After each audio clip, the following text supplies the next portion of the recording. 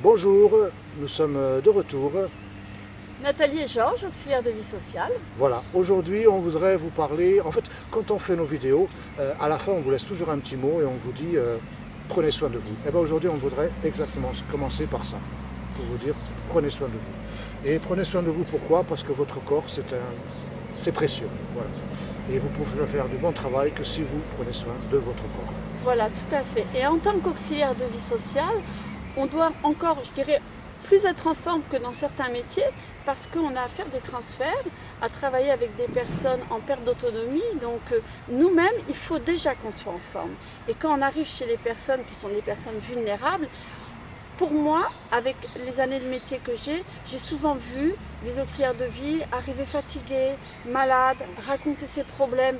Et ça, c'est vraiment la chose, je veux dire, qu'il ne faut pas faire. Donc, il faut vraiment déjà avoir un bon mental et avoir une bonne forme physique. Ça, parfois, on oublie de le préciser qu'en tant qu'auxiliaire de vie sociale, il faut vraiment être en forme. Et pour être en forme, eh ben, il y a beaucoup de choses à faire. Voilà, être en forme, c'est pas se jeter par terre, faire 50 pompes, une demi-heure d'exercice physique, etc. Non. Être en forme physiquement, correct. Voilà. Ça veut dire que si on a envie de faire un peu de sport, on peut le faire, mais c'est aussi très important de respirer.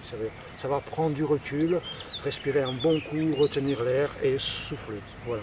Voilà. Tout à fait. Être en forme, c'est avoir aussi une bonne hygiène. Déjà, ça passe par l'hygiène alimentaire. Voilà, donc déjà bien s'alimenter. C'est vrai que c'est des choses qu'on entend tout le temps. On n'innove pas en disant ça. Mais en même temps, pour ce métier-là, c'est vraiment très important d'arriver avec une dynamique, avec une joie. Voilà, il faut savoir entendre votre corps. Voilà. Votre corps vous donne des signes et il faut savoir le nourrir, soit physiquement, soit mentalement, soit surtout aussi avec des pensées positives.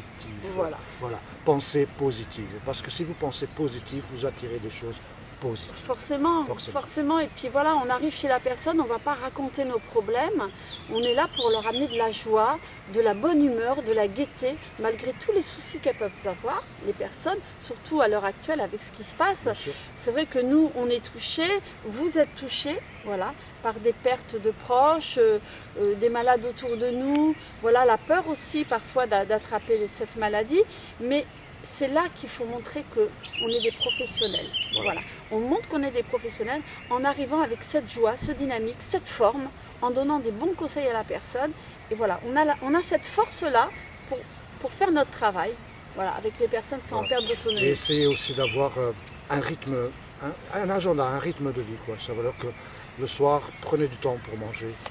Posez vos téléphones, regardez les gens dans les yeux. C'est très important d'échanger, de se parler. Voilà. Pour pouvoir tenir avec tout ce qui se passe en ce moment. Voilà, vous aurez le temps après d'aller sur les réseaux sociaux. Nous-mêmes, on y va, parce que ce qu'on en fait ici. Quoi. Voilà. Mais voilà, il faut savoir faire la part des choses et on a le temps de tout faire. Ça fait partie du bien-être. Ça fait partie du bien-être. Je pense que se dire ah mais j'ai pas le temps, ah, mais c'est pas vrai. C'est faux, on a toujours le temps. On a toujours le temps, si on veut, on a toujours un peu de temps. On a toujours un petit peu de temps. Mais voilà, ça c'était le message en fait en tant qu'auxiliaire de vie sociale, bon bah souvent. Voilà. Et plus vous prendrez soin de votre corps, mieux vous prendrez soin de vos bénéficiaires. Voilà, on va dégager de la bonne humeur, la santé, donc et puis faire aux autres. Moi je dis qu'un truc aussi important avec les personnes vulnérables, c'est vraiment faire à la personne ce qu'on aimerait qu'on nous fasse. Voilà. Ça c'est hyper important.